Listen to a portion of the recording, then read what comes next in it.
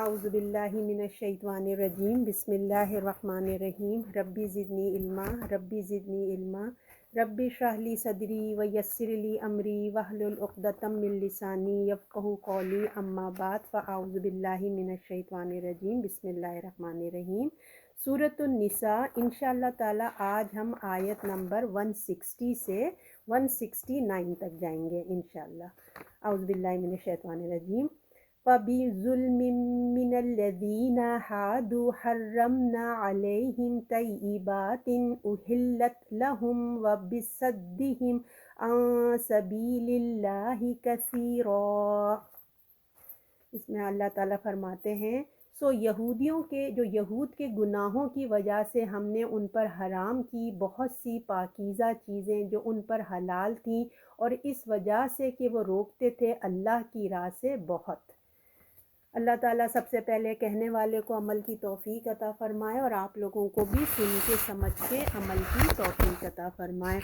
جیسے کہ آپ کو پتہ ہے کہ ہم نے پچھلی آیات میں بھی یہود کی جو شرارتیں تھیں انہی کے بارے میں ہم پڑھ رہے ہیں، ہے نا۔ اور ان سے پہلے ہم نے سورہ بقرہ میں بھی ہم کافی ڈیٹیل پڑھ کے آئیں گے، تو بہت کچھ ہم نے نا ان کے بارے میں اسٹڈی کر لی ہے۔ تو ایک ہی ہم نے رزلٹ دیکھا کہ ان کی ضد، ہٹ دھرمی، مطلب اچھے سے ہم کو ان کی پرسنالٹی ہمارے سامنے نا کھل کے آ گئی کہ وہ کس قسم کے لوگ ہیں۔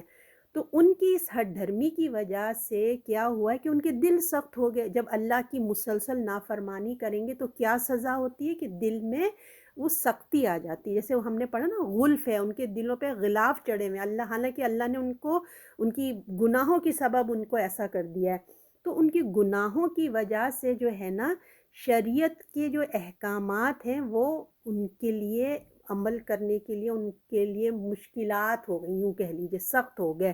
تو اس میں جو ہے نا علماء کی رائیں جو یہاں پہ کہا جائے نا، یہود کے گناہوں کی وجہ سے، اب آپ دیکھ رہے ان کے گناہوں کی وجہ سے ہم نے ان پر حرام کی بہت سی پاکیزہ چیزیں جو ان پر حلال تھیں، اس وجہ سے کہ وہ روکتے تھے اللہ کی راہ سے۔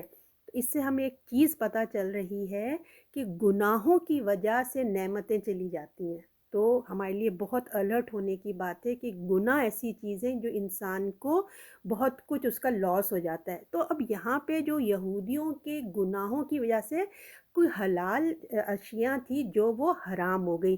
اب علماء کی اس میں 3 راہیں۔ کچھ علماء کہتے ہیں کہ اللہ نے حرام کر دی تھی ان پہ، کچھ کہتے ہیں کہ ان کی علماؤں کی اتنی سختیاں ہو گئی تھیں، جیسے آج کل آپ نے دیکھا نا، یہ فقہ وہ فقہ، یہ حرام وہ حرام، اتنی حرام ہو گئی کہ انسان جو ہے نا وہ کہتا ہے کہ کیا ہے بھائی، انسان بدک جاتا ہے جیسے نا کہ کیا ہر چیز حرام حرام حرام نا۔ تو اس طرح سے وہ کہتے ہیں علماؤں نے اتنی پابندیاں، اتنی شریعت کو سخت کر دیا تھا کہ وہ جو ہے نا ان کی سختی، کیونکہ اللہ نے سختی نہیں ڈالی تھی، اللہ نے تو ایک دین فطرت والا بنایا۔ جب ان کی علماؤں نے اتنی سختی ڈالی تو اپنے ہاتھوں سے جو ہے نا وہ اپنے خود ہی حلال کو حرام کر لیا۔ اور پھر تیسری چیزیں ہیں کہ وہ محروم ہو گئے، یہ واللہ عالم۔ تو اب یہاں پہ جو اللہ تعالیٰ فرماتے یہودی کے گناہوں کی وجہ سے ہم نے ان پر حرام کی بہت سی چیزیں جو ان پر حلال تھیں۔ تو اب ان کی جو تفسیر ہے نا حلال کی، وہ سورہ انعام میں آپ کو ملے گی، 146 میں، اگر آپ پڑھنا چاہیں تو دیکھ لیجئے۔ تو یہود جو ہر حلال چیز جو ان پر حرام ہو گئی تھی، حلال چیزیں ان پہ حرام ہو چکی تھیں، تو انہوں نے خود ہی اپنے نفس پہ نا ظلم کرنے کی وجہ سے ہوا۔ اللہ نے کہا اللہ نے ان پر ظلم نہیں کیا تھا، اللہ کی شریعت ایسی بات نہیں تھی کہ، بلکہ اللہ کی شریعت میں نہیں تھی، بلکہ اللہ نے انہوں نے اپنے ساتھ خود جو ہے نا یہ خود ہی اپنے ظلم کی وجہ سے سزا پائی ہے۔ تو ان کی طیب چیزیں، تو یعنی کہ گناہوں کی وجہ سے رزق میں بھی رکاوٹ آ جاتی ہے نا، کہ ان کی وجہ سے جو ان کی طیب چیزیں تھیں وہ جو ہے وہ رک گئی۔ تو اللہ تعالیٰ ہم لوگوں کو اپنی حفاظت میں رکھے کہ گناہ کوئی معمولی چیز اس کو مت سمجھیے۔ ظلم دیکھیں 2 طرح کے ہوتے ہیں، ایک انسان اللہ کے ساتھ ظلم کرتا ہے، جیسے شرک کرتا ہے، ظلم العظیم کر دیتا ہے۔ دوسرا ظلم آپ دیکھیں اللہ کی مخلوق کے ساتھ کرتا ہے، قتل کر دیا، کسی کا قتل، کسی کا مال ہڑپ کر لیا، کسی کی عزت۔ تو یہ 2 طرح کے ظلم چلے آ رہے ہیں۔ تو یہودیوں میں یہ دونوں ہی ظلم پائے جاتے تھے، انہوں نے شرک بھی کیا اور اللہ کی مخلوق کو بھی تکلیفیں پہنچائی ہیں. جیسے ہم نے شرک پڑا، بچھڑے کو معبود بنا لیا، اور ایک نبی کو بھی اللہ کا بیٹا بنا لیا تھا ان کے ایک گروہ نے. اور پھر ان انبیاء کا قتل آپ سب دیکھ رہے ہیں کہ کس قدر، اور اللہ کی کتنی نافرمانیاں تھیں، کتنا یہ لوگ کیا کیا نہیں کرے. تو جب کوئی ظلم کرتا ہے نا تو پھر کیا ہوتا ہے، تو کسی کا حق کو مار دیتا ہے. یہی ہوتا ہے نا، حق کو مار دیتا ہے. تو اللہ تعالیٰ کہہ رہے ہیں کہ اللہ کی نعمتوں سے محروم ہو جاتے ہیں. وہ خود حق کو قبول کرنے سے بھی وہ نہیں مانتے، اور اللہ کی نعمتوں سے بھی محروم ہو گئے. اور پھر دوسرا ان کا جرم اور بتایا جا رہا ہے، اس وجہ سے کہ وہ روکتے تھے اللہ کی راہ سے. ان کا ایک اور مسئلہ یہ تھا کہ اللہ کے راستے سے روکنا. ان کا حال یہ تھا کہ خود تو سیدھے راستے پہ نہیں چلتے تھے، مگر دوسروں کو بھی حق کے راستے سے روکتے تھے. یعنی کہ کھلم کھلا وہ اللہ کے دین اور شریعت سے نا لوگوں کو روکتے تھے. اور پھر مطلب آپ کو یاد ہوگا کہ مشرکین مکہ کتنا پوچھا کرتے تھے، یہ وہی رسول ہیں جو جس کا تم ذکر کیا کرتے تھے؟ وہ کہتے تھے نہیں نہیں، یہ تمہارے لیے، ہمارے لیے نہیں. کتنا چھپاتے تھے اور روکتے تھے. اور اگر کوئی دین کے قریب جاتا تو ہم کتنی ہسٹری پڑھ کے آئیں کہ کیا کیا نہیں کرتے تھے. تو دین کا علم نہ دیا، اور خود بھی نہ دوسروں کو دیا، اور نہ خود عمل کرتے نہ دوسروں کو کرتے. تو یہ کیا ہو گیا، کفر پہ کفر ہو گیا. اور پھر دین کا علم دیکھیے جب لوگوں کو نہیں دیا تو کیا ہوا، گمراہی پھیلتی چلے گئی.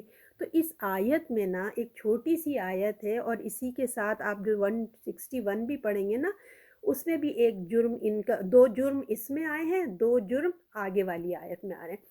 تو اس آیت میں ہمیں بہت بڑا سبق ملتا ہے. ایک تو میں نے آپ کو پہلی بتا دیا، گناہوں کی سبب سے ہماری نعمتیں ہم سے چھن جاتی ہیں، تو ہمیں الرٹ رہنا ہے. پھر ہمیں یہ بھی پتہ چلا کہ ظلم کسی کے ساتھ نہیں کرنا چاہیے. اس کا حق، ہم یعنی کہ ظلم بہت بڑی چیز ہے. اس کا کیا ہوتا ہے، اس کا حق نہ دینا اصل چیز ہوتی ہے. اللہ کے ساتھ شرک یا مخلوق، ظلم کیا ہوتا ہے، یہ گھوم پھر کے نا یہ دوبارہ ہمارے اوپر آتا ہے. دراصل جب ہم دوسروں پہ ظلم کرتے ہیں نا، یہ ایسا ہے جیسے ہم اپنے آپ پر کر رہے ہیں. سمجھ رہے ہیں نا، اپنے آپ پر کرنا ہے.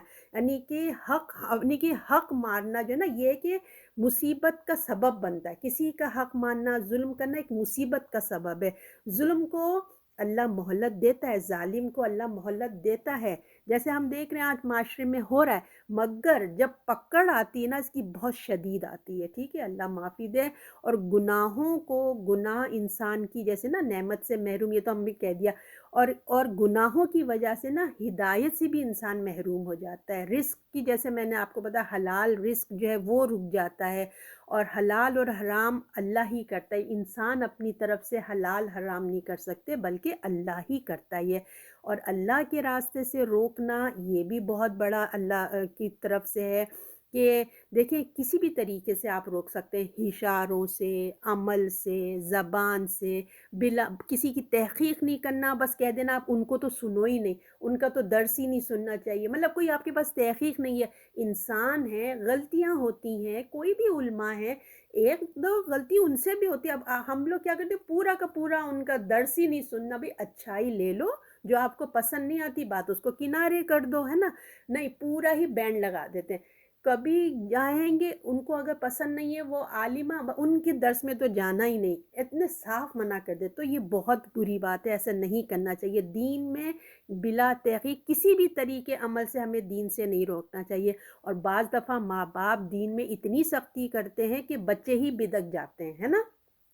اب اس کا حل کیا ہو، اس کا حل اب یہی ہو سکتا ہے کہ اگر ہم نے اللہ کے ساتھ شرک کیا ہے تو ہم اللہ سے معافی مانگیں. عبادت میں کمی کی ہے اللہ کے تو بھی ہم اس کی معافی کریں، جو تلافی ہم کر سکتے ہیں وہ ہم کریں. اور اگر حقوق العباد میں اگر ہم نے والدین ہیں، رشتہ دار ہیں، بہن بھائی ہیں، کسی کے ساتھ بھی اگر ہمارے معاملہ کسی کے ساتھ بھی کچھ گڑبڑ ہے تو ہم اس سے معافی تلافی کر لیں. کیونکہ آپ لوگوں کو وہ حدیث رسول اللہ کی یاد ہے نا کہ آپ صلی اللہ علیہ وسلم نے فرمایا تھا، آپ تم لوگ جانتے ہو کہ مفلس کون ہے؟ تو صحابہ نے کہا تھا، وہ سمجھے کہ یہی جو غریب ہوتے ہیں وہی مفلس ہوں گے. آپ نے کہا نہیں، آخرت میں جو اتنے ڈھیروں ڈھیر نیکیاں لے کے آئے گا، پتہ نہیں اتنے بڑے بڑے پہاڑوں جتنی لے کے آئے گا، مگر اس کے اتنے سارے حقوق لینے والے ہوں گے، اس نے کسی کو گالی دی ہوگی، کسی کے ساتھ کچھ کی غیبت کی ہوگی، یہ وہ کرتے کرتے اس کی ساری نیکیاں لوگوں میں بڑھ جائیں گی، اور الا یہ کہ ان لوگوں کی جو برائیاں تھیں نا وہ اپنے اوپر لے کے دوزخ میں چلا جائے گا۔ اللہ ہم سب کو محفوظ رکھے، پروردگار عالم یا اللہ اپنی حفاظت میں رکھے۔ تو یہ ان کے دو گناہ ہم نے پڑھے۔ اب آگے ہم آیت نمبر 161 میں پڑھتے ہیں، اور اس وجہ سے کہ وہ سود لیتے تھے اور ان کے لیے ان کی ممانعت ہو چکی ہے، اور اس وجہ سے کہ لوگوں کا مال ناحق کھاتے تھے، اور ہم نے تیار کر رکھا ہے واسطے کافروں پہ دردناک عذاب۔ تو اب کیا ہے کہ وہ جو ہے نا سودی کاروبار کرتے تھے، ان کا یہ بھی ایک گناہ تھا کہ جس چیز کے لیے اللہ نے ان کو منع کیا نا وہ کر کے دکھاتے تھے۔ سود لینے کا اللہ نے ناحق کہا کہ ناحق کسی کا مال نہ کھانا، سود نہ لینا، اللہ نے منع کیا۔ ان کی توریت میں لکھا ہوا ہے سود حرام ہے، مگر انہوں نے کیا کیا، سود کو جو ہے حلال کر لیا۔ اور آج دنیا میں آپ دیکھیں گے کہ سب سے بڑے بنے ہوئے ہیں سودی کاروبار کے، ہے نا، اللہ کی نافرمانیوں کی وجہ سے ان کے دل سخت سے سخت ہوتے چلے گئے، اور تمام حرام کاموں کو انہوں نے کیا کیا، اپنے اوپر جائز بنا کے اپنے اوپر رکھ لیا ایسے جیسے۔ اور ان سے جب کہو کہ بھی سود نہیں لینا چاہیے تو اس بارے میں ایسے ان کے جب ان کے سامنے ذکر کرو تو ایسے سنتے ہیں جیسے پہلی دفعہ سن رہے ہیں، یعنی کہ ان کو یہ اندازہ ہی نہیں ہے، جیسے لگتا ہے کہ صرف مسلمانوں پہ ہی جو ہے نا سود حرام ہے، ان کے اوپر تو ہے نہیں۔ تو اس سے بھی اندازہ ہوتا ہے کہ ان کی عوام میں دیکھیں، آپ کو پتہ نہیں یہ الحمدللہ یہ اللہ کی مہربانی کہ آپ اور میرے ہاتھوں میں قرآن ہے، ہم خود پرسنلی اس کو پڑھ سکتے ہیں۔ ایک زمانہ تھا، آپ کو پتہ ہے نا یہودیوں کا، آج کل تو مجھے نہیں پتہ، لیکن ہم جو قرآن سے پڑھتے ہیں تو وہ صرف ان کے علماؤں کے پاس توریت ہوتی تھی، ہر کوئی ان سے مسئلہ پوچھنے آیا کرتا تھا، ہر ایک کے پاس توریت نہیں ہوتی تھی کیونکہ وہ رول میں ہوتی تھی نا۔ تو اب جو ہے اب پتہ نہیں کس طریقے سے ہو گیا، تو مطلب وہ لوگ جو مسئلہ پوچھنا ہوتا تھا اپنے علماء سے آتے تھے، اور علماء پیسے لے کے ان کی مرضی کے ان کے فتوے دے دیا کرتے تھے نا، ان کتابوں میں تبدیلی کرتے تھے، اور یہ لوگ بیچ کے کھا لیتے تھے۔ اللہ کہتے ہیں نا کہ تم نے تھوڑی سی مول لے لیا ہے۔ تو اب وہ لوگوں کو کوئی اندازہ ہی نہیں ہے کہ بھائی عوام کو اس سے اندازہ ہی نہیں کہ عوام توریت کے احکام سے واقف ہی نہیں ہے، ایسا لگتا تھا نا۔ ان کا کہنا تھا کہ جو دین ہے اس کو الگ رکھو، سیاست اور معاشرت میں مکس اپ نہیں کرو، یہ دنیا ہے یہ دین ہے، اس کو وہ لوگ الگ الگ کر دیا کرتے۔ تو اللہ تعالیٰ اس چیز کو ناپسند فرماتا ہے۔ اللہ تعالیٰ کہتے ہیں سود نہیں لینا چاہیے، سود کو اللہ نے حرام کر دیا ہے۔ اور پھر جو ہے اور پھر سود دیکھیں، سود صرف مسلمانوں پہ نہیں بلکہ ان کو بھی اس سے، جیسے میں نے آپ کو کہا نا، ان کو بھی روکا گیا تھا۔ اور پھر آگے یہ کہتے ہیں کہ آپس میں جو ہے ان کی ایک اپنی وہ تھی، انہوں نے بنا کے رکھا کہ ہم آپس میں نہیں لیں گے سود، مگر ہم نا دوسروں سے لے سکتے ہیں، یعنی کہ وہ آپس میں یہودی سود نہ لیں، مگر وہ ہم سے لیں گے، دوسری قوموں سے لیں گے، اپنے یہودیوں سے نہیں لیں گے۔ تو یہ سب اللہ انہوں نے اپنے سے بنا لیا ہے، سمجھ لیجیے اپنے سے دین بنا لیا ہے۔ آگے کیا ہے، اور ان کو ممانعت ہو چکی تھی اس وجہ سے کہ وہ لوگوں کا مال ناحق کھاتے تھے، یہ بھی ان کے اندر چوتھی برائی یہ تھی کہ وہ ناحق لوگوں کا مال کھاتے تھے، لوگوں کا مال ناحق کھاتے تھے۔ یہ سب ہم دیکھ رہے ہیں، کم تولنا، بے ایمانی، جھوٹی قسم، ملاوٹ، اخلاقی برائی، یہ تمام برائیاں اگر دیکھیں تو ہم لوگوں میں بھی آ چکی ہیں۔ تو یہ بھی ان کے اندر ناحق مال کھاتے تھے، یہ ان کے جرم، اور وہ لوگوں اس حد تک پہنچ گئے تھے، یہ جرم ان کا اتنا بڑھ چکا تھا کہ یہ لوگ اس مقام پر آ گئے تھے، حالانکہ یہ لوگ ایمان والے اہل کتاب کہلاتے تھے، لیکن کفر کے تمام مطلب مقام تک پہنچ چکے تھے، ان میں ایسی ایسی برائیاں آ چکی تھی، اور کہنے کو اہل کتاب، لیکن اتنے بڑے بڑے گناہ کر کے، اللہ کی نافرمانی کر کے وہ کفر تک پہنچ گئے تھے، دل سے ایمان کی حقیقت سے سمجھے، ایسا لگتا تھا محروم ہو چکے ہیں۔ اب ان کے اعمال کا رزلٹ کے طور پہ اللہ تعالیٰ نے کیا کہا کہ ناحق ہم نے تیار کر رکھا ہے واسطے کافروں کے جو اس میں دردناک عذاب ہے۔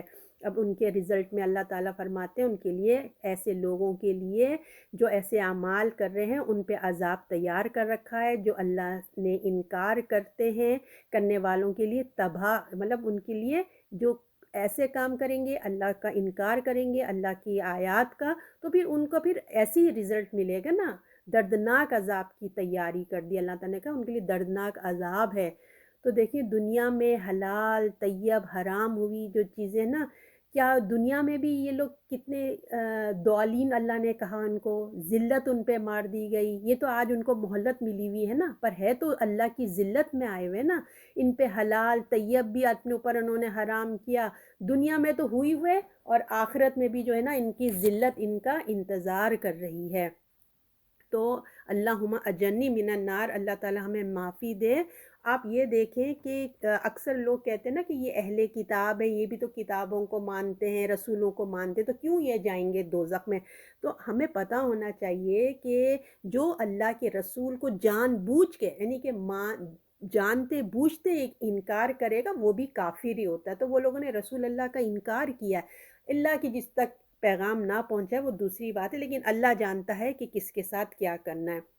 تو اب یہ یہاں پہ ایک اور ہمیں لیسن اس آیت سے ہمیں یہ بھی ملتا ہے کہ آپ کو پتہ ہے نا کہ کفار کی فرمائش کیا تھی، ہم نے لاسٹ ٹائم ویک پڑھا تھا کہ قرآن کو آسمان سے اتارتا ہوا وہ دیکھنا چاہتے تھے۔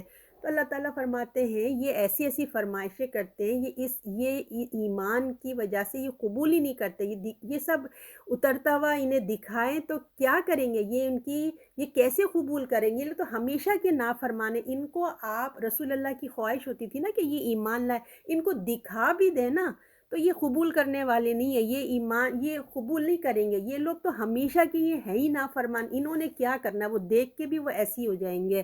اور جن کے کردار ایسے ہونا، پھر آپ کو کوئی کیسے توقع یہ ہوگی کہ کوئی بڑا معجزہ دیکھ کر قرآن پر ایمان لائیں گے؟ ان کی تو مزاج ہی بگڑے ہوئے ہیں، یعنی کہ یہ بگڑ چکے ہیں، ان سے کوئی اب اصلاح کی جو ہے نا امید ہی نہیں رکھنی چاہیے کہ یہ ہو ہی چکے ہیں ایسے۔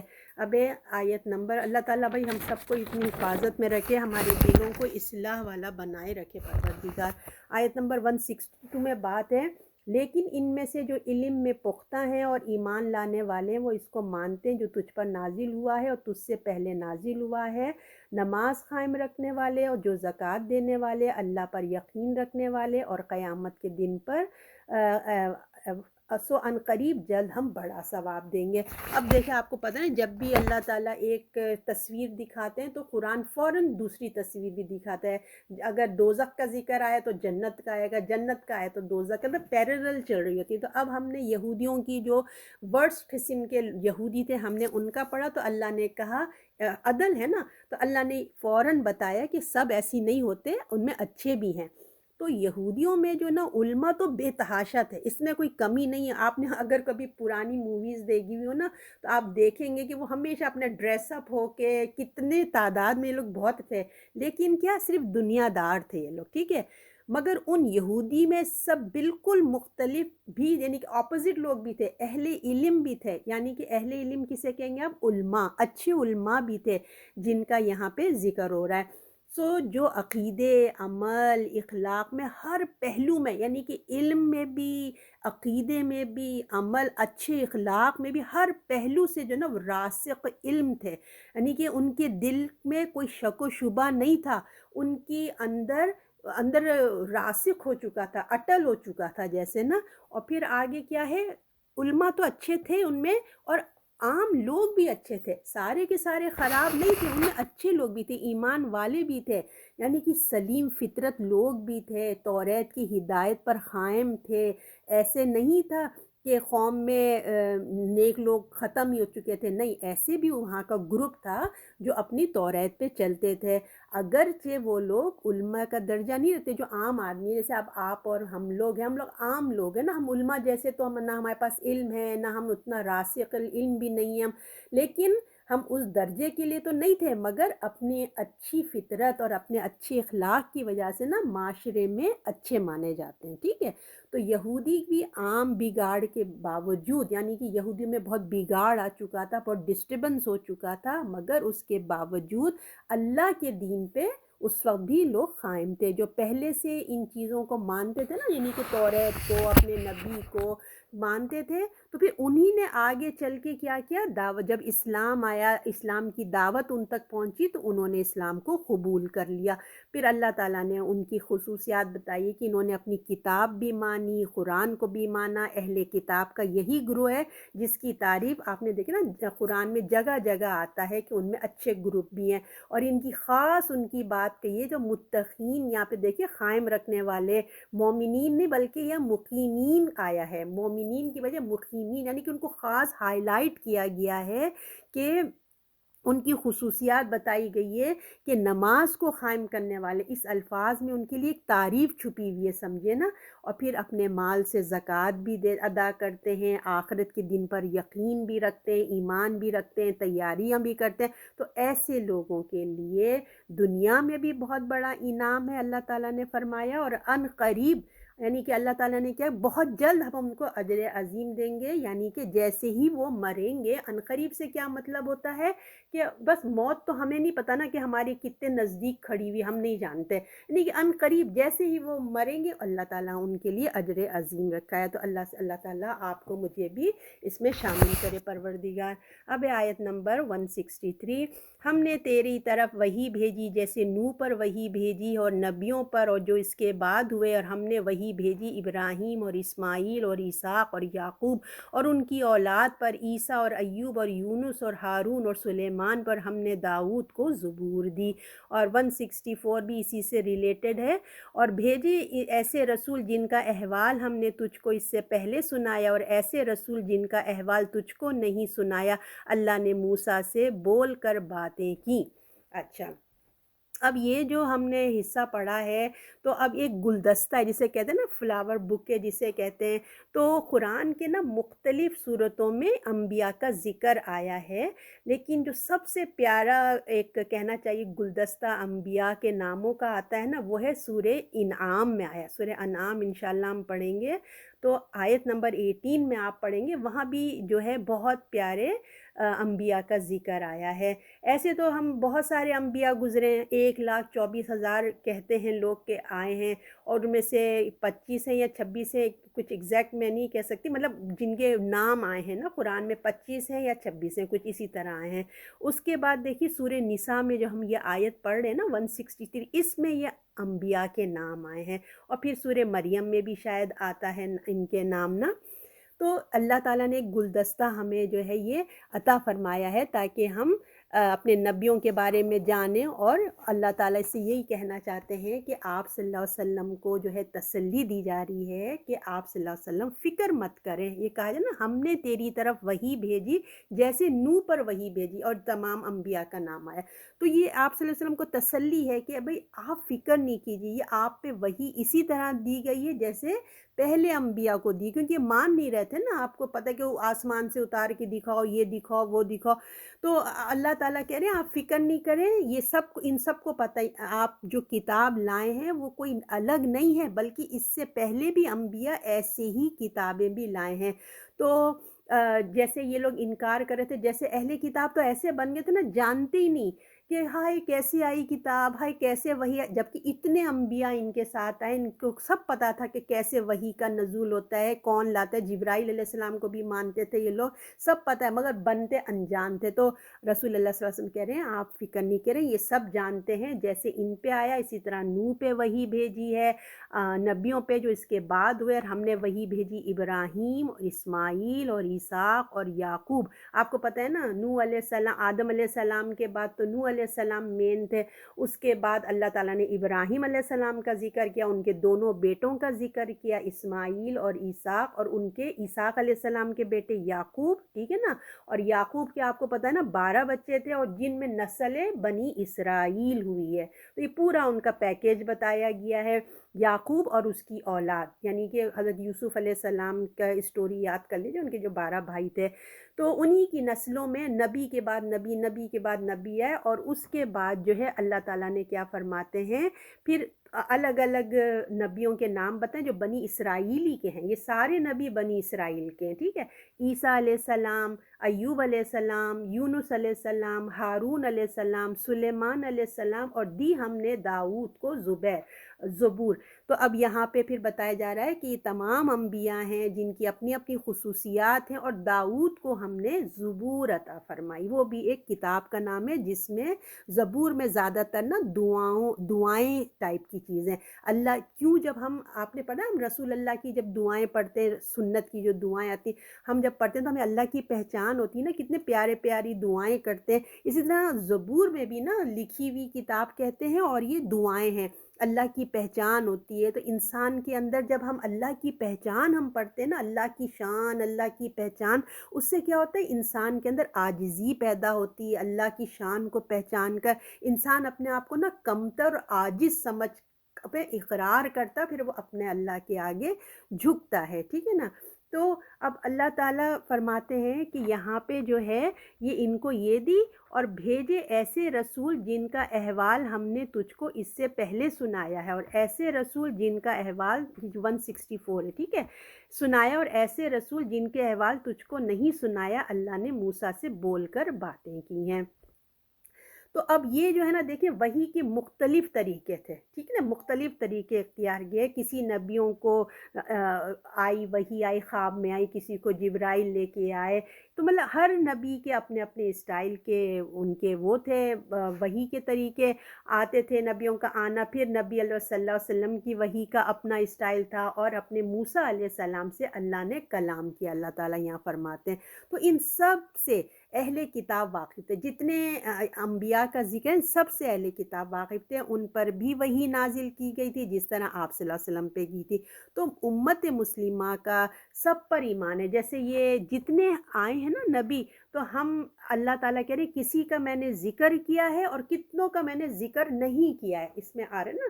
تو جو آئے ہیں ہم الحمدللہ ان کو بھی مانتے ہیں، اور جو نہیں آئے ہیں الحمدللہ ہمارا ان پر بھی ایمان ہے. ٹھیک ہے. بھیجے ایسے رسول جن کا احوال ہم نے تجھ کو اس سے پہلے سنائے، اور ایسے رسول جن کا احوال تجھ کو نہیں سنائے. تو ہمارا ایمان ان پر بھی ہے. اور اللہ نے موسیٰ سے بول کر باتیں کی. تو خاص اللہ تعالیٰ نے یہاں بتایا جا رہا ہے کہ موسیٰ علیہ السلام سے اللہ نے کلام کیا ہے، یعنی کہ ہر ایک کی مختلف اسٹائل ہے. تو بنی اسرائیل کے انبیاء کی تعریف ہو رہی ہے، جیسے داؤد کو زبور دی، اور موسیٰ کو توریت دی. مسلمانوں اور ہم کو قرآن شریف ملا، اور ان کے اندر بادشاہت بھی آئی تھی. آپ کو پتہ ہے نا داؤد علیہ السلام اور سلیمان علیہ السلام، یہ ان کے بادشاہت کا زمانہ بہت بہترین زمانہ گزرا تھا. تو یہ ہم کو اللہ تعالیٰ بتاتے ہیں کہ یہ انبیاء جو ہیں یہ سب ایک ہی بات لے کر آئے تھے. تو اب چھوٹی سی بات بس ہماری سوچنے کے لیے میں آپ لوگوں کے لیے بتا رہی ہوں کہ دیکھیں اب سوال ہو سکتا ہے دماغ میں اٹھے، کہ اکثر یہ سوال دماغ میں آ سکتا ہے، یہ ہم کو کوئی ہم سے سامنے کرے تو ہمارے پاس جواب ہونا چاہیے نا. تو اس لیے میں آپ کو یہ بتا رہی ہوں کہ الحمدللہ 1,24,000 انبیاء آئے. تو اگر یہ لوگ کہیں کہ بھئی فائدہ کیا، اتنے نبی آئے، ان کے آنے کا فائدہ کیا؟ لوگ تو بھٹک رہے ہیں، کتنے میجورٹی تو کافر ہیں، ہے نا، مسلمان تو بہت تھوڑے سے ہیں، تو کیا فائدہ؟ تو اس کے جواب کے لیے جو ہے اب اللہ تعالیٰ جو ہے نا ہمیں آگے والی آیت دیتے ہیں. تو پھر ہم اس بات کو، یہ آپ کو جو بات ہے نا اس کے میں جواب دوں گی آپ کو. اب آیت نمبر 165 میں بتایا جا رہا ہے کہ رسول خوشخبری دینے والے، ڈرانے والے، تاکہ نہ ہو آدمیوں کے واسطوں پر بہانہ بعد رسول کے، اور ہے اللہ زبردست حکمت والا. اب اللہ تعالیٰ نے یہاں ایک اور بات بتائی ہے کہ جو نبیوں کا جو مشن ہے وہ کیا ہے، وہ بتایا جا رہا ہے ہم کو کہ اللہ تعالیٰ نے کیا وجہ سے بھیجا ہے. تو اس میں دیکھیے اس آیت میں رسولوں کا جو مشن بتایا جائے نا وہ سب کا ایک ہی مشن. اگر آپ دیکھیں جو ہم نے پچھلی آیت پڑھی ہے نا، سب کا ایک مشن ہے کہ رسول خوشخبری دینے والے اور ڈرانے والے، تاکہ نہ ہو آدمیوں کے واسطے بہانہ. یہ ہے وجہ جو انبیاء ہیں. تو ہر ایک نبی کی ایک ہی بات آئی تھی، اور آنے کی ضرورت بھی آنے کا ان کا مشن بھی بتایا جا رہا ہے، اور مقصد بھی بتایا جا رہا ہے. وہ کیا لے کر آئے تھے؟ خوشخبری اور انذار، ڈراوے. اور ان کو کیا کہ اللہ نے اس لیے ان کو بھیجا کہ اللہ حجت تمام کر دے، یہ وجہ ہے۔ ان کا مشن بھی بتایا اور آنے کی ضرورت بھی بتا دی۔ تو ان سب نے ایک بات کہی، سب نے، دیکھیں الگ الگ بات نہیں، آپ پرانی 1400 سال پرانی ہماری قرآن کتاب ہے، آپ دیکھیے اس کا میسیج دیکھیے، اور توریت کا دیکھیے، انجیل کا دیکھیے، صحیفوں کا دیکھیے، سب نے آدم علیہ السلام سے لے کے ایک ہی بات کہی کہ ایک اللہ ہے اور اپنی آخرت کی تیاری کر لو۔ کوئی نبی کے اندر آپ نا کوئی ڈفرینٹ محسوس نہیں کریں گے۔ تو ان سب نے ایک ہی بات کی کہ اللہ کو مان کر نیک اعمال کر لو، تیاری کر لو، ٹھیک ہے نا۔ تو اس میں ہمیشہ کی زندگی اب آنے والی ہے، اور اگر تم تیاری کرو گے، اچھے کام کرو گے تو خوشخبری ہی خوشخبری ہے تمہارے لیے، اور اگر تم نے انکار میں کیا تو آگے وارننگ سائن ہے، خطرہ، انذار بتا دیا، دیکھو اگر اللہ کی نافرمانی کی نا تو تم خطرے میں ہیں، اللہ کے رسولوں نے یہ بتا دیا۔ تو جو کفر کرے، بڑے بڑے برے اعمال کریں گے، اس کے لیے کیا ہے؟ پھر ہمیشہ کی آگ کا عذاب ہے۔ اللہم اجرنی من النار۔ تاکہ مطلب یہ سب اس لیے بتایا گیا تاکہ جو انسان غفلت میں ہے نا، غفلت سے نکلے، لوگوں پر اللہ کی حجت تمام ہو جائے۔ اللہ نے کیا کہا؟ میں نے اس لیے بھیجا ہے کہ حجت تمام ہو جائے، سمجھے نا؟ تو اللہ کی حجت تمام ہو جائے، کسی کے پاس یہ کہنے کا موقع ہی نہ رہے کہ اللہ ہمارے پاس تو کوئی بتانے والا نہیں آتا، ہمیں تو اس خطرے نے کسی کو نہیں بتایا۔ تو اللہ نے پہلے ہی کہہ دیا کہ بھائی تمہارے کو وارننگ بتا دی ہے، خطرہ بتانے والا یہ نہیں تم کہہ سکتے کہ کوئی آیا نہیں تھا۔ میں نے بہت سارے انبیاء بھیجے ہیں، قرآن بھیج دیا، سب کچھ کر دیا، ورنہ لوگ ایکسکیوزز بنائیں گے نا آخرت میں، آپ کو پتہ ہے کہ ایکسکیوزز کریں گے، تو رسول تو ہمارے پاس آئی نہیں۔ دونوں چیزیں اب انسان نے اپنی مطلب بہانے بیٹھ کے بہانے بنائیں گے کہ اچھا ہمیں تو یہ معلوم ہی نہیں تھا کہ ایسا ہونے والا ہے، ایک آخرت کا دن آئے گا، ہمیں تو یہ پتہ ہی نہیں تھا، ہمیں تو معلوم ہی نہیں تھا، طرح طرح کے سوالات کریں گے۔ تو اللہ نے کہا کہ کوئی حجت نہیں رہے گی، ورنہ کیا ہوگا؟ تم نے ابھی تیاری کرنا ہے، اس خطرے سے تم نکلو، تمہیں وارن کیا جا رہا ہے، تمہیں انبیاء ایک نہیں اتنے انبیاء ہیں، اس کے بعد علماء ہیں، گھر میں لوگ ہیں، ہر کوئی تم کو وارن کرنا ہے۔ تو اللہ کا انکار، بد عملی نہیں کرنا۔ انبیاء نے اتنی وضاحت سے بتا دیا کہ دیکھو جو اللہ کا انکار کرے گا، کھول کھول کے بتایا، مطلب کوئی کنفیوژن والی بات نہیں تھی، مکمل طور پہ، واضح طور پہ، اچھے بیان سے، انداز سے، عمل سے سمجھا دیا کہ قیامت میں کوئی تم ایکسکیوزز تمہاری حجت قائم نہیں کر سکے گا۔ اب سن لو، اور یہ علم بھی تمہیں دے دیا گیا ہے، ورنہ علم دیا، عقل دیا، فطرت میں تمہارے ڈال دیا، اعمال کو اپنی بندگی، اللہ کی بندگی کرو، جھک جاؤ اللہ کے آگے بار بار، مطلب اللہ تعالیٰ نے یہاں پہ کھول کے بتا دیا۔ اور دیکھیں انبیاء نے بھی، انبیاء آتے نا تب بھی اللہ نے، اگر نہ بھی اللہ بالفرض ہم تھوڑی دیر کو سوچتے ہیں کہ کوئی نبی نہیں آتے، تب بھی اللہ نے نا کائنات میں اتنا کچھ پیدا کر دیا ہے کہ اس کی پہچان کے لیے یہی شہادت کافی ہے۔ اور پھر انسان کو آپ نے دیکھیں عقل جیسی نعمت عطا فرمائی، علم دیا، قرآن بھیجے، انبیاء بھیجے جس سے ہمیں علم ملا، اور ہماری فطرت میں توحید کی گواہی بھی ڈال دی نا، کیا، اور یہ بھی بتا دیا کیا خیر ہے، کیا کیا اچھا ہے، کیا برا، اس کی بھی تمیز اللہ نے ڈالی ہے۔ تو اللہ نے انبیاء بھیج کر انسانیت پر اللہ نے رحم کیا ہے۔ انبیاء اللہ کی حکم کی فرما برداری کرنے والوں کو خوشخبری کے ساتھ، اور جو نافرمانی کرے ان کو عذاب کی وارننگ دیتے ہیں تاکہ وہ اپنی زندگی میں اصلاح کر لیں، اور لوگوں کے پاس کوئی حجت باقی نہ رہے کہ انبیاء کے آ جانے کے بعد اب مطلب ڈن آ گئے، اب کوئی حجت نہیں۔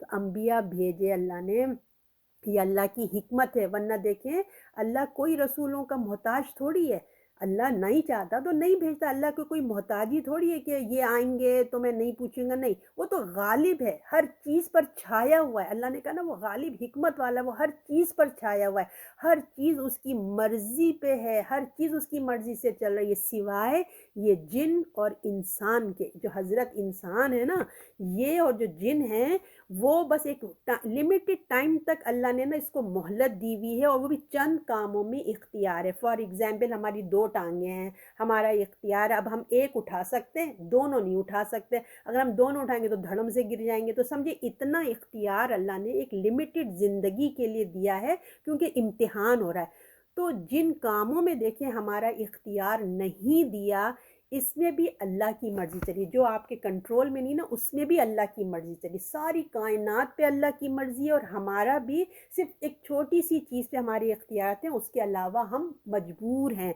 इंसान तो देखिए इतना बेबस है कि अपनी मर्ज़ी से ना मैं और आप अपनी पलकें भी नहीं झपक सकते, खुदा ना ख़ास्ता अगर कुछ हो जाए। और हम अगर अपनी आँखों को बहुत देर तक खुला रखना चाहेंगे ना, बग़ैर पलक झपकाए, हम वो भी नहीं कर सकते। इतनी देर तक हम रोकना भी हमारे लिए मुश्किल है। इंसान इतना मजबूर है, और हमारे अंदर के जो ऑर्गन्स हैं, आपकी मर्ज़ी से तो, हमारी मर्ज़ी से तो नहीं चलते, तो अल्लाह की मर्ज़ी से चलते हैं। अल्लाह के कंट्रोल में सब कुछ है। वो सज़ा देने पर क़ादिर है, मगर वो क्या है, वो चाहे ना बग़ैर अंबिया भेजे, बग़ैर कुछ किए भी जो है ना वो पकड़ ले, मगर अल्लाह ताला ज़बरदस्त तो हैं, मगर अल्लाह ताला हकीम भी हैं। अल्लाह ताला की कुदरत इतनी छाई हुई है, वो हकीम भी है। और उसकी हिकमत का ये तकाज़ा है कि अगर वो सज़ा भी दे ना तो हुज्जत के बाद दे, यानी कि अल्लाह ताला चाहे तो कर सकता है, मगर अल्लाह ताला अदल वाले हैं, रहीम हैं। अल्लाह ताला पहले मौका दे रहे हैं इस तमाम चीज़ों का भी, तुम खुद चॉइस कर लो, है ना? तुम्हारे सामने है, ये लो या ये लो, तुम अपने हाथों से जन्नत ले लो या दोज़ख ले लो, तुम्हारी चॉइस है, उसके बाद तुम्हारा देखा जाएगा। तो हुज्जत के बाद देते हैं, और ये हुज्जत अल्लाह के रसूल और किताब आने के बाद पूरी हो गई। अल्लाह चाहते हैं, मैंने आपसे कहा ना, उसके बगैर भी कर सकते थे, मगर ये अल्लाह की मेहरबानी है कि अल्लाह ने रसूल और किताबों को भेजा।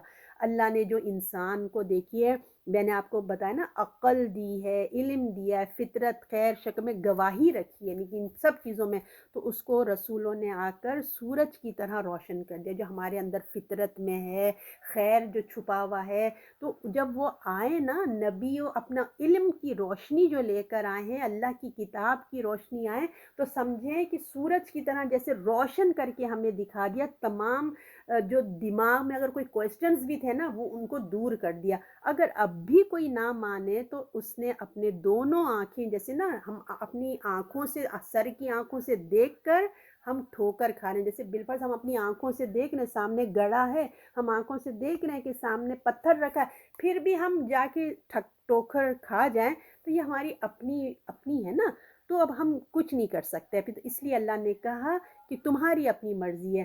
तो अब इसका हल क्या निकले? लोग तबाही की तरफ जा रहे हैं, लोग आग की तरफ जा रहे हैं, तो हमें देखिए लोगों को अल्लाह की पहचान करानी, ऐसे काम बताने हैं जिससे वो अपने रब से राज़ी हो जाएँ, ठीक है? हमको ये अमल करना है। तो अब हम दूसरों को तो जाके ये बात नहीं कर सकते ना, आप और मैं, हम लोग इस वक़्त कुरान की महफ़िल में हैं, आपके दिल में खैर है, कुरान की मोहब्बत है, जो नहीं है क्लास में, उसके जो नहीं कुरान से दूर है, उसको क्या पता कि क्या होना है। तो आपके पास ये तमाम चीज़ें, तो आपकी ज़िम्मेदारी है कि आप उनको ये खैर दूसरों तक पहुँचाना है, समझ रहे हैं ना? तो अच्छा, मैंने आपको पहले बताया था ना कि सवाल मैंने छोड़ा था सोचने के लिए, कि भई लोग सवाल उठाएँगे कि इतने अंबिया आए, फ़ायदा क्या उनका आने का, कि फिर भी जो है वो लोग भटके हुए हैं।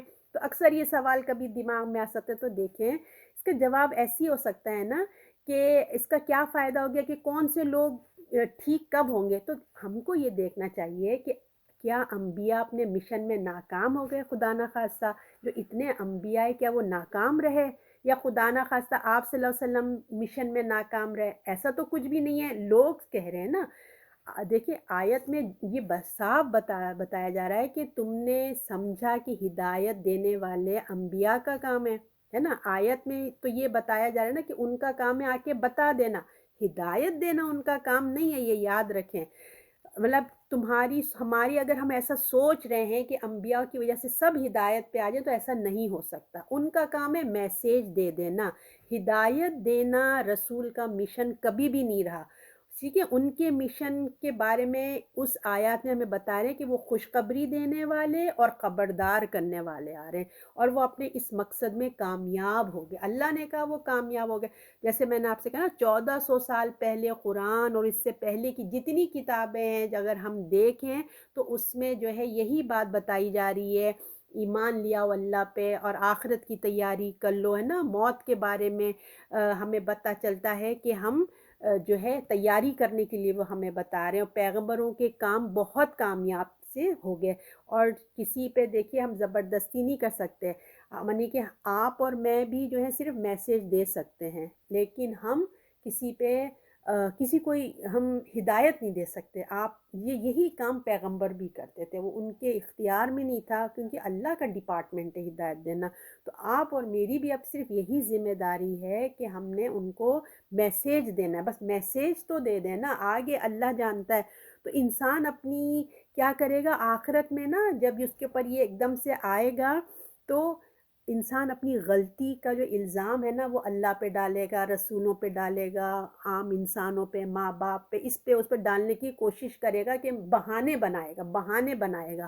تو وہ کیا کیا بولے گا، ہمیں تو نہیں معلوم تھا کہ آخرت آنے والی ہے، ہمیں کیا معلوم تھا کہ یہ جہنم اتنی خوفناک ہوگی، ہمیں کیا معلوم جنت اتنی خوبصورت ہوگی، ہمیں کیا پتہ آخرت ہوگی. مطلب ڈفرینٹ وہ ایسے ہم نے قرآن میں کتنے باتیں پڑھی نا، تو وہ ایسی باتیں کریں گے. تو اس لیے اللہ نے وہ چیپٹر ہی کلوز کر دیا، اللہ نے یہ بات ہی ختم کر دی کہ نہ یہ رہے بہانے، نہ کوئی یہ نکلنے کا راستہ. تو اللہ رب العزت نے جو ہے قیامت کے آنے سے پہلے ہمیں کوئی دیکھیں مستقبل کی بات نہیں بتاتا کہ کیا ہونے والا ہے، مگر قرآن حقیقت بتاتا ہے، جنت کی نظارے، دوزخ کی باتیں سب بتا رہا ہے. اور ہماری چوائس ہے، اب آپ کی چوائس ہے، میری چوائس ہے کہ ہم کیا لیتے ہیں. یہ اللہ نے ہم پہ چھوڑ دیا، عقل دیا، فطرت میں ڈالا ہے، کائنات دے دی، انبیاء آگے، قرآن آگے، سب کچھ اللہ نے اپنی حجت پوری کر دی. اور ہم انسانوں کو ہماری خواہشوں پہ چھوڑ دیا. تم جنت کے راستہ چاہتے ہو یہ لے لو، یہ لینا اللہ بیچ میں رکاوٹ نہیں ڈالیں گے. جو چیز ہم لینا چاہیں گے نا، اگر ہم جنت کے راستے پہ چلنا چاہیں گے اللہ ہماری مدد کرتے ہیں، فرشتوں کو ہمارے ساتھ کر دیتے ہیں. اگر ہم نے اپنے آنکھوں سے دیکھا دیکھی سب کچھ چھوڑ کے ہم خود ادھر جائیں گے تو شیطان کے حوالے کر دیتے ہیں. ٹھیک ہے، تو اللہ تعالیٰ آپ کو، مجھے، ہمیں توفیق دے کہ ہم صحیح راستہ چنیں، کیونکہ حکمت چاہیے نا، ہمارے صحیح فیصلہ کریں ہم، اور ہم اپنے اچھے فیصلوں پہ ہمیں اللہ استقامت دے انشاءاللہ. اب آیت نمبر 166، لیکن اللہ اس پر شاہد ہے جو تجھ پر نازل کیا گیا یہ اپنے علم کے ساتھ نازل کیا، اور فرشتے بھی گواہ ہیں، اور اللہ حق ظاہر کرنے والا کافی ہے.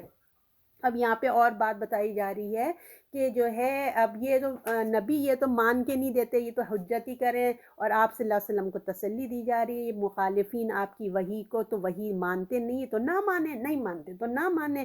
آپ صلی اللہ علیہ وسلم کی اطمینان کے لیے یہی کافی ہے کہ خدا گواہ ہے، خدا گواہ ہے کہ یہ اللہ کی طرف سے ہے، اور اس میں کسی شیطان اور نفس کا کوئی دخل ہی نہیں ہے قرآن شریف میں. ٹھیک ہے، اللہ نے اس کو اپنے علم کے ساتھ اتارا. جو قرآن شریف اترا ہے وہ اللہ کے علم کے ساتھ اترا ہے، یہ بالکل خالص ہے. اس کے حق میں گواہی تو صرف اللہ ہی کافی، کوئی گواہ بنے نہ بنے who cares، اللہ گواہ کافی ہے. لیکن اللہ کے ساتھ ساتھ فرشتے بھی اس کی گواہی دیتے ہیں، اور اللہ کافی ہے حق کو ظاہر کرنے کے لیے.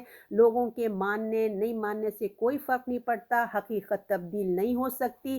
گواہ جو ہیں یا نہیں ہے، اس سے کیا ہے، رسول کا مقام اللہ کہہ رہا ہے، اللہ گواہی دے رہا ہے کہ اللہ نے رسول کو پیغام دے دیا. اب ہم مکرتے رہے، اللہ نے کہا تمہارے مکرنے سے کچھ نہیں ہوتا ہے، اللہ گواہ ہے کہ میں نے تم تک پیغام رسول کے ذریعے پہنچا دیا ہے، اب تمہاری مرضی ہے تم مانو یا نہ مانو. اللہ تعالی ہمیں حقیقت پہ عمل کرنے والا بنائے. اور یہ ہے 167، جو لوگ کافر ہوئے انہوں نے اللہ کی راہ سے روکا، وہ بہک کر دور چلے گئے.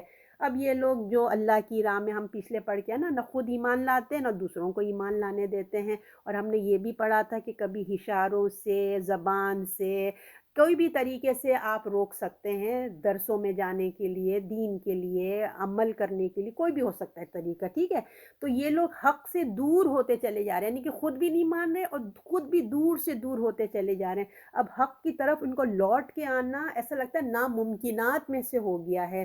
خود بھی روکے ہوئے ہیں، دوسروں کو بھی روکا ہے، وہ لوگ بہک کر دور کی گمراہی میں جا پڑے ہیں.